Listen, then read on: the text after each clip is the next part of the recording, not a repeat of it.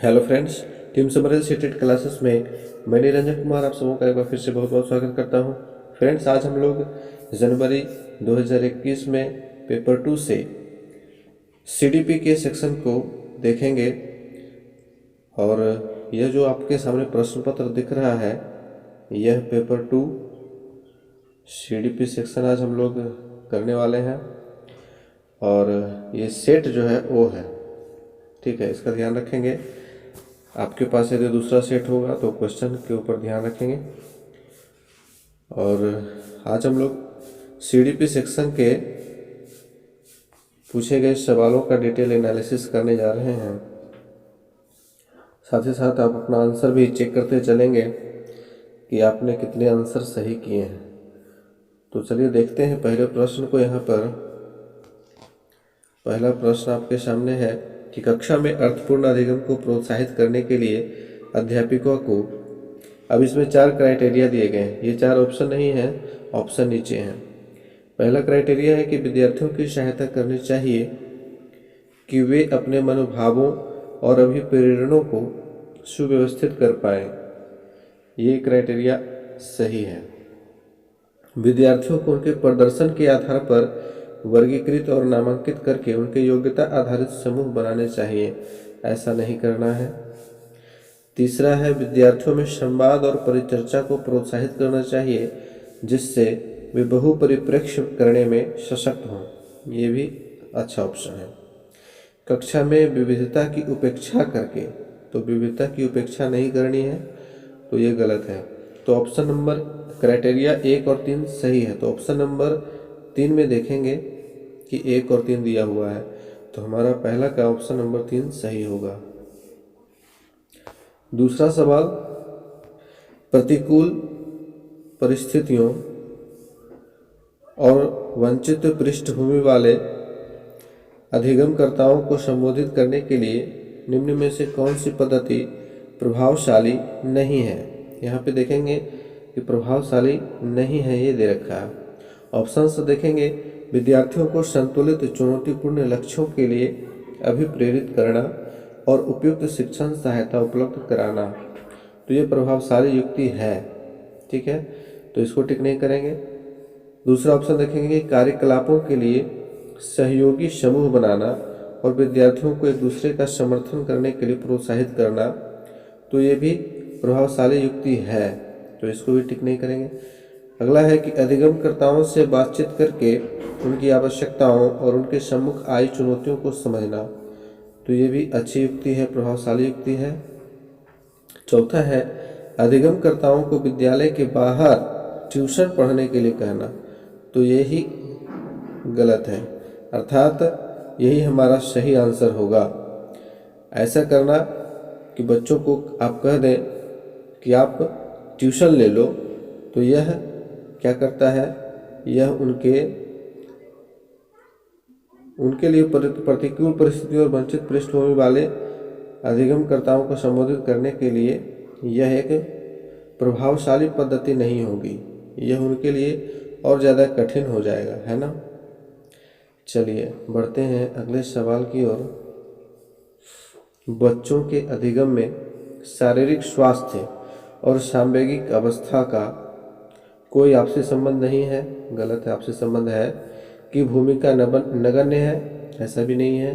का कोई प्रभाव नहीं होता है, प्रभाव होता है कि एक महत्वपूर्ण भूमिका है, जी हाँ, यही सही होगा। चौथा है कि कक्षा में प्रभावशाली अधिगम के लिए रिक्त स्थान वातावरण की रचना करनी चाहिए बजाय रिक्त स्थान वातावरण के। अब इन दोनों रिक्त स्थानों में क्या भरा जाएगा, तो पहला ऑप्शन है भयावह और सुसाध्य। तो यहाँ देखेंगे कि आप पढ़ते जाइए और ऑप्शंस को रखते जाइए, तो आपको बहुत ही सहजता से इसका आंसर मिल जाएगा। कक्षा में प्रभावशाली अधिगम के लिए भयावह वातावरण की रचना करनी चाहिए, नहीं। कक्षा में प्रभावशाली अधिगम के लिए प्रतिस्पर्धिक वातावरण की रचना करनी चाहिए बजाय सुसाध्य वातावरण के, तो ये भी गलत होगा। सुसाध्य होना चाहिए, प्रतिस्पर्धी बाद में होगा। सहयोगिक और प्रतिस्पर्धी, तो इसमें देखेंगे कि कक्षा में प्रभावशाली अधिगम के लिए सहयोगिक वातावरण की रचना करनी चाहिए बजाय प्रतिस्पर्धिक अधिगम के। तो ये सही है। प्रतिस्पर्धिक और सहयोगिक नहीं होगा, पहले सहयोगिक होना चाहिए, है ना। प्रतिस्पर्धा बाद में आएगी, पहले सहयोग की भावना होनी चाहिए। अब 5वें सवाल की ओर बढ़ते हैं। निम्नलिखित में से कौन सा उदाहरण विद्यार्थियों को अधिगम के लिए अभिप्रेरित करने के लिए प्रभावशाली पद्धति है? अभिप्रेरित करने के लिए तो ऑप्शंस देखेंगे। वे कार्य देना जो कि बहुत सरल हो, नहीं। प्रतियोगिताओं के लिए बहुत से अवसर उत्पन्न करना, ये भी नहीं होगा। पाड़ उपलब्ध कराना, पाड़ का मतलब स्कैफोल्डिंग, ठीक है। आपको यदि हिंदी में प्रॉब्लम हो तो इधर अंग्रेजी के ऑप्शन को देख लेंगे, प्रोवाइडिंग स्कैफोल्डिंग। और यह वाइगोत्स्की की थ्योरी है, तो इसको ध्यान में रखेंगे कि पाड़ उपलब्ध कराना विशेषकर जब विद्यार्थी कोई नया कौशल सीख रहे हों, तो यह जो है अधिगम के लिए अभिप्रेरित करने के लिए प्रभावशाली पद्धति है, ठीक है। तीसरा ऑप्शन हमारा सही होगा। चौथा ऑप्शन था कि सीखने से ज़्यादा कार्य पूर्ण करने पर बल देना, तो ये तो बिल्कुल प्रभावशाली पद्धति नहीं होनी चाहिए। छठा है, बच्चों के चिंतन के विषय में निम्नलिखित में कौन सा कथन सही नहीं है? सही नहीं है, यहाँ पे ध्यान देना है। पहला है, बच्चे अपने आसपास की विविध घटनाओं के बारे में सक्रियतापूर्वक सोचते हैं, उनमें अन्वेषण की लालसा होती है। ये कथन सही है, ठीक है, ये कथन सही है। दूसरा है कि बच्चे अपने आसपास की वस्तुओं को जानने के लिए जन्मजात जिज्ञासु होते हैं। यह भी कथन सही है, तो हमें इसको भी टिक नहीं करना, ये भी हमारा आंसर नहीं होगा। तीसरा है कि बच्चे अपने आसपास की विविध घटनाओं के बारे में स्वयं अपने सिद्धांतों की रचना करते हैं। अब देखेंगे चौथे ऑप्शन को, बच्चे प्रत्ययों को स्वयं नहीं सोच सकते और अध्यापक की मूल भूमिका उन्हें जानकारी उपलब्ध कराना है। यही गलत है। तीसरा कथन भी हमारा सही ही है और ये चौथा कथन गलत है, तो यही कथन सही नहीं है और यही हमारा आंसर होगा। सातवां है, अधिगम एक डैश और डैश प्रक्रिया है। तो देखेंगे इसमें कि अधिगम जो है वह एक जटिल और सक्रिय प्रक्रिया है, ठीक है। अधिगम कैसी प्रक्रिया है? तो एक जटिल और सक्रिय प्रक्रिया है। पहला ऑप्शन देखेंगे सरल और व्यक्तिगत, तो किसी एक व्यक्ति का व्यक्तिगत अधिगम नहीं होता है। अधिगम एक जटिल प्रक्रिया है, सरल भी नहीं है। और दूसरा ऑप्शन में कहता है निष्क्रिय, तो अधिगम तो निष्क्रिय बिल्कुल भी नहीं है।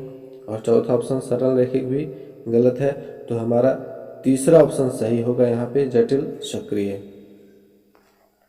आठवां प्रश्न है, अपनी कक्षा में अर्थपूर्ण अधिगम को सुसाध्य बनाने के लिए अध्यापिका को अपनी कक्षा में सामाजिक, सांस्कृतिक, धार्मिक, भाषाई विविधता को क्या करना चाहिए? समझना चाहिए, जी हाँ। अनदेखा नहीं करना चाहिए, टालना भी नहीं चाहिए, उपेक्षित भी नहीं करना चाहिए। बहुत ही आसान सा सवाल। और ये किस चैप्टर से सवाल है बता सकते हैं आप? ये समावेशी शिक्षा से है ना। समावेशी शिक्षा से ये सवाल पूछा गया है। अब बढ़ते हैं अगले सवाल। एक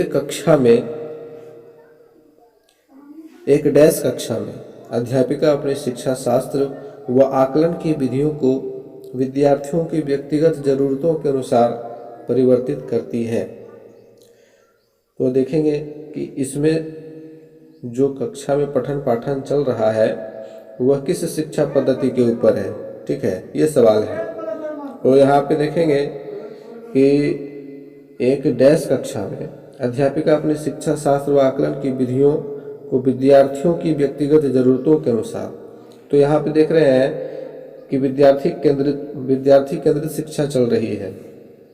तो ऑप्शंस देखेंगे, पाठ्य पुस्तक केंद्रित नहीं है, व्यवहारवादी भी नहीं है, अध्यापक केंद्रित भी नहीं है, प्रगतिशील शिक्षा है। क्योंकि प्रगतिशील शिक्षा में विद्यार्थियों की व्यक्तिगत जरूरतों के अनुसार शिक्षकों को ढालना होता है खुद को। तो 9वें सवाल का चौथा ऑप्शन सही है। बढ़ते हैं अगले सवाल की ओर। बच्चों का विद्यालय में असफल होना, ये क्या दर्शाता है? साबित करता है कि इन बच्चों में आनुवांशिक पैदाइशी कमियां हैं और इन्हें विद्यालय से निकाल देना चाहिए। तो ऐसा बिल्कुल भी नहीं होना चाहिए। सूचित करता है कि अभिभावकों में अपने बच्चों के अधिगम में सहायता करने का सामर्थ्य नहीं है, ये भी गलत है। प्रस्तावित करता है कि वंचित पृष्ठभूमि वाले बच्चों में अधिगम का सामर्थ्य नहीं होता है, ये भी गलत कथन है। चौथा सही होगा। निर्दिष्ट करता है कि विद्यालय इन बच्चों की आवश्यकताओं और रुचियों की पूर्ति करने में समर्थ नहीं है। यहाँ विद्यालय व्यवस्था असफल हो रही है। इस तरह के सवाल पहले भी पूछे जा चुके हैं। 11वां सवाल आपके सामने रहा, समूह में एक दूसरे को पढ़ाने और सहायता करने से क्या होता है? बच्चों का ध्यान भंग हो सकता है और यह एक प्रभावशाली शैक्षिक पद्धति नहीं है, गलत है। ये समावेशी शिक्षा से ये सवाल भी है।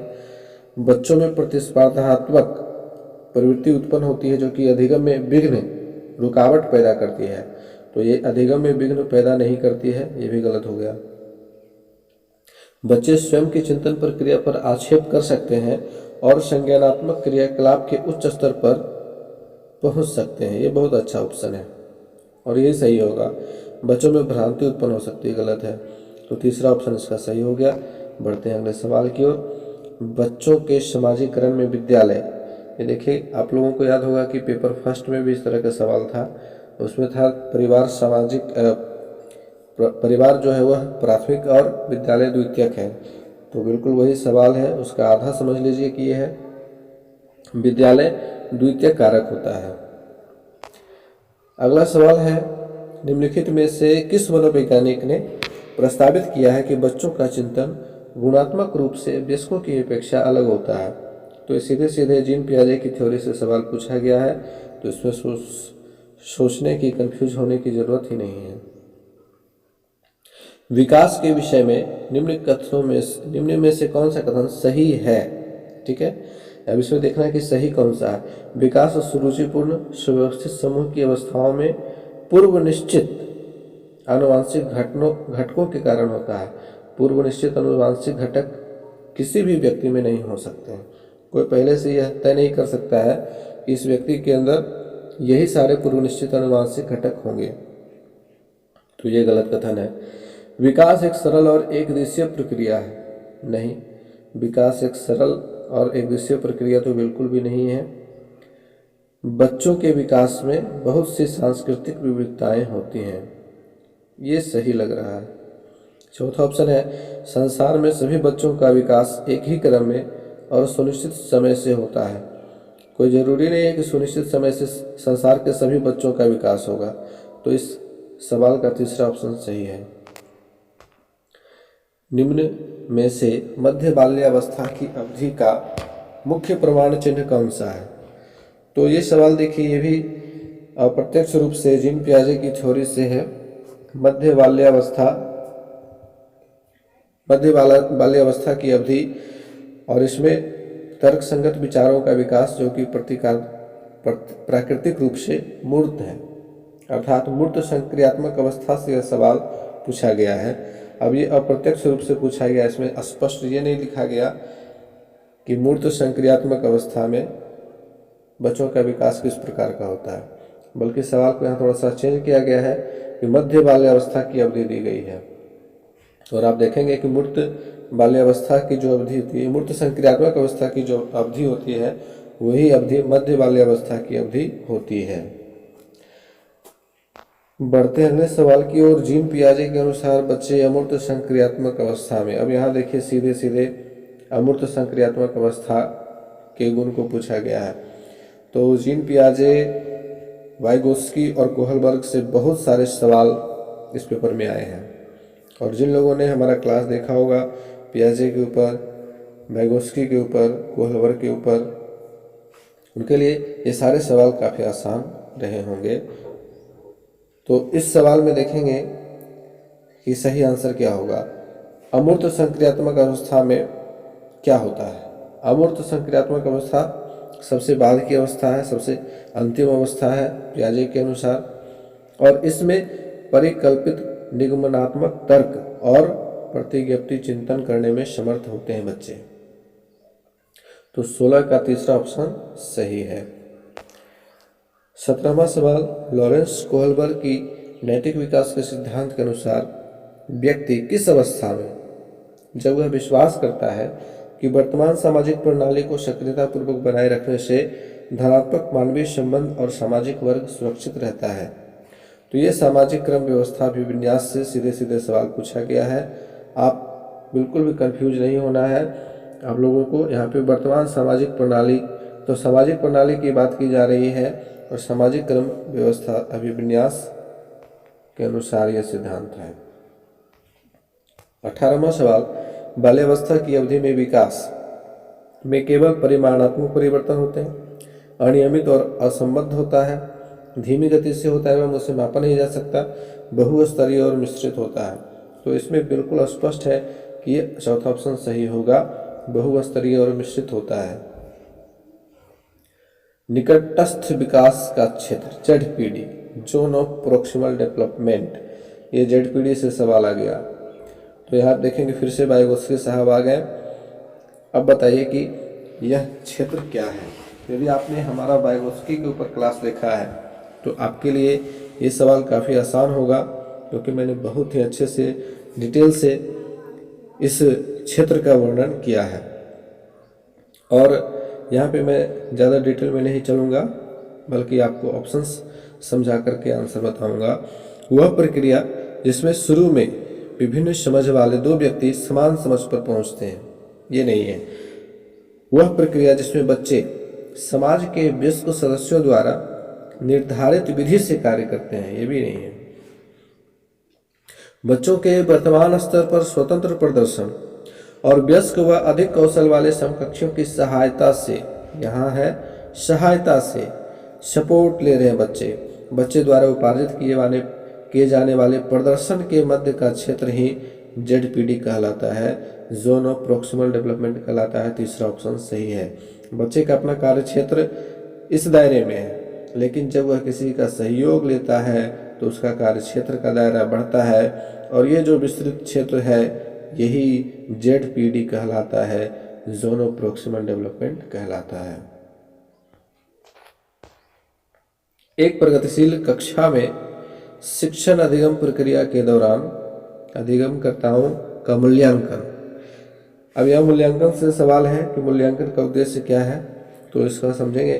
तो मूल्यांकन बेहद महत्वपूर्ण है, क्योंकि वह बच्चों की समझ की जानकारी देता है और अध्यापिका को अपने शिक्षा शास्त्र पर विचारने में सहायता प्रदान करता है। तो ये आकलन का प्रमुख उद्देश्य है।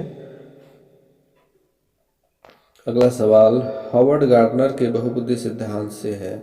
अब यहाँ देखेंगे कि गार्डनर महोदय ने जो बुद्धि के सिद्धांत दिए, तो उसका लाक्षणिक गुण क्या है।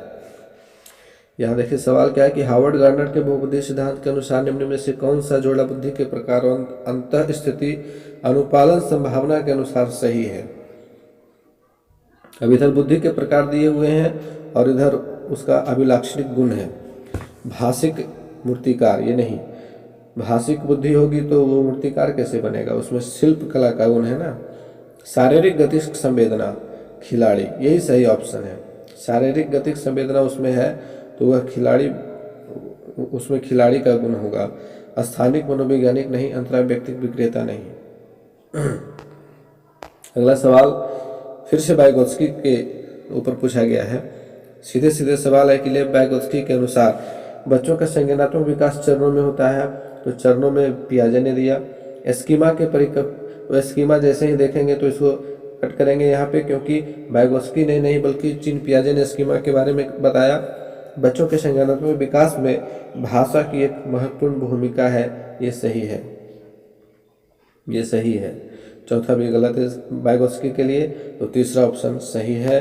बढ़ते अगले सवाल की ओर। बाल केंद्रित शिक्षा से फिर से सवाल। बाल केंद्रित शिक्षा हुआ है जिसमें बच्चों के व्यवहार को निर्देशित करने के लिए अध्यापक पुरस्कार और दंड का प्रयोग करता है। तो पुरस्कार और दंड का प्रयोग बाल केंद्रित शिक्षा में नहीं किया जाता है। अध्यापक लचीला है और प्रत्येक बच्चे की व्यक्तिगत आवश्यकताओं को पूरा करता है, यही सही है। अध्यापक की भूमिका वहाँ पर सुगमकर्ता की होती है। तीसरा ऑप्शन, अध्यापक केवल पाठ्यपुस्तक को ज्ञान के स्रोत के लिए उपयोग करता है, गलत है। अध्यापक बच्चों को उनकी क्षमता के आधार पर वर्गीकृत तो बिल्कुल भी नहीं करना है। अगला सवाल है, किस मनोवैज्ञानिक के अनुसार बच्चों के संज्ञानात्मक विकास में सांस्कृतिक उपकरण एक महत्वपूर्ण भूमिका निभाते हैं? लीजिए फिर से वाइगोत्स्की साहब आ गए और पेपर 1 में भी यही सवाल पूछा गया है। कल्चरल टूल्स का ये सवाल पेपर 1 में भी पूछा गया है, तो तीसरा ऑप्शन हमारा वाइगोत्स्की का सही है। अगला सवाल, कक्षा में सभी लिंगों में जेंडर रूढ़िवादिता कम करने और विकास के विस्तार की संभावनाओं को बढ़ाने के लिए प्रभावशाली पद्धति कौन सी है? एक ही लिंग के योग्यता समूह बनाना गलत। एक ही लिंग जब रहेंगे तो फिर वहाँ जेंडर रूढ़िवादिता आ जाएगी। क्रियाकलाप के लिए मिश्रित लिंग समूह बनाना और विचार विमर्श को प्रोत्साहित करना सही है। मिश्रित लिंग समूह रहेंगे तो सभी जेंडर प्रतिनिधित्व को महत्व दिया जाएगा वहाँ पे, तो दूसरा ऑप्शन सही है। अगला सवाल, अध्यापकों को कक्षा में बहुभाषीयता को क्या समझना चाहिए? समस्या? नहीं। एक व्यवस्थागत मुद्दा? नहीं।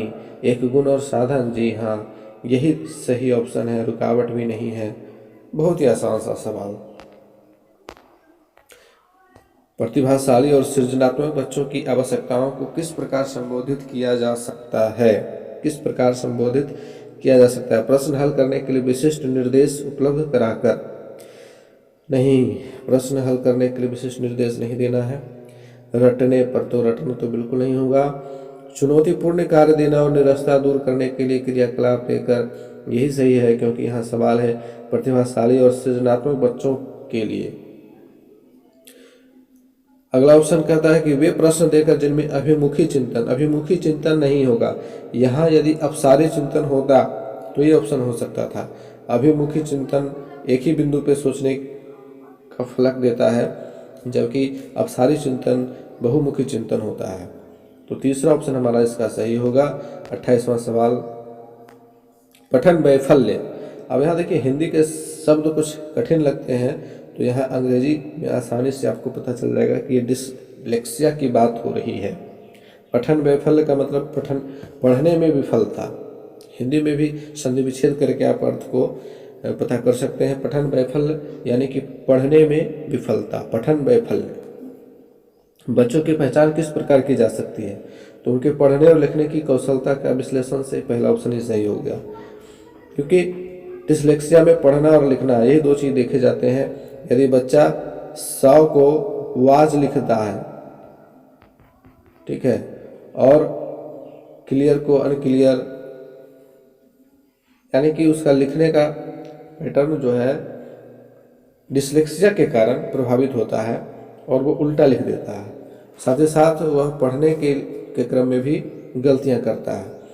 तो पढ़ने और लिखने की कौशलता का विश्लेषण से ही पता चल जाएगा डिसलेक्सिया के बारे में। अगला सवाल है, आंशिक दृष्टि वाले विद्यार्थियों के लिए निम्न में से कौन सी अधिगम सामग्री उपयुक्त नहीं है?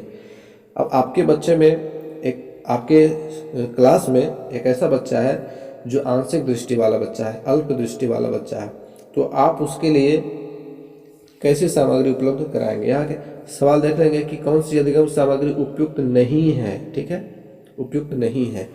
बोलती पुस्तकें, स्पर्शीय सूचना पट।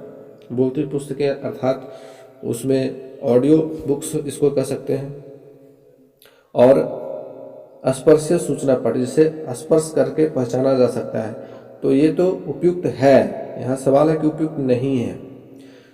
दूसरा ऑप्शन देखेंगे, छोटी मुद्रा वाली कार्यशीट। छोटी मुद्रा यानी कि उसमें महीन महीन बारीक अक्षर होंगे, तो ये उस बच्चे के लिए उपयुक्त नहीं होगा जिसे अल्प दृष्टि की समस्या है, क्योंकि छोटे छोटे अक्षरों को वो कैसे पढ़ पाएगा, है ना। तो 29 का हमारा दूसरा ऑप्शन सही है। चलिए आखिरी सवाल फिर से समावेशी शिक्षा। बहुत ही कम चैप्टर से इस बार सवाल पूछ दिए गए। सबसे ज़्यादा तो पियाजे, वाइगोत्स्की और कोहलबर्ग के चैप्टर से सवाल आए हैं, समावेशी शिक्षा से सवाल आए हैं, बाल केंद्रित शिक्षा से सवाल आए हैं। तो जितने भी महत्वपूर्ण चैप्टर्स थे केवल उन्हीं से इस बार सवाल आए हैं। पूरे डिटेल सिलेबस से सवाल नहीं पूछा गया है, महत्वपूर्ण चैप्टर से सवाल पूछे गए हैं। और ये सारे चैप्टर्स मेरे प्ले लिस्ट में आप लोगों को मिल जाएंगे। यदि आप नए स्टूडेंट हैं तैयारी करना चाहते हैं तो आप हमारे प्लेलिस्ट से डिटेल क्लास को ज़रूर देखें, आप लोगों को बहुत ही फायदा होगा। समावेशी शिक्षा के पीछे अंतर्निहित विचार है अलग अलग अक्षमताओं वाले बच्चों के लिए विशिष्ट शैक्षिक संस्थानों का प्रावधान करना नहीं। समावेशी शिक्षा कहती है कि सारे बच्चों को एक साथ पढ़ाना है, और यह कह रहा है कि विशिष्ट शिक्षण संस्थान नहीं। दार्शनिकता कि सभी बच्चों को नियमित विद्यालय में समान शिक्षा पाने का अधिकार है। जी हाँ, बिल्कुल सही है। एनसीईआरटी का ये कहना है कि सभी बच्चे, चाहे वो सामान्य बच्चे हों या असामान्य बच्चे हों, विशिष्ट बच्चे हों, सभी एक साथ एक नियमित विद्यालय में शिक्षा ग्रहण करेंगे। तो फ्रेंड्स, इस प्रकार से आपका सीडीपी का सेक्शन यहाँ पे समाप्त होता है। मैं जल्द ही बचे हुए सेक्शंस के भी आंसर आप लोगों के लिए लेकर आऊँगा। तब तक के लिए गुड बाय।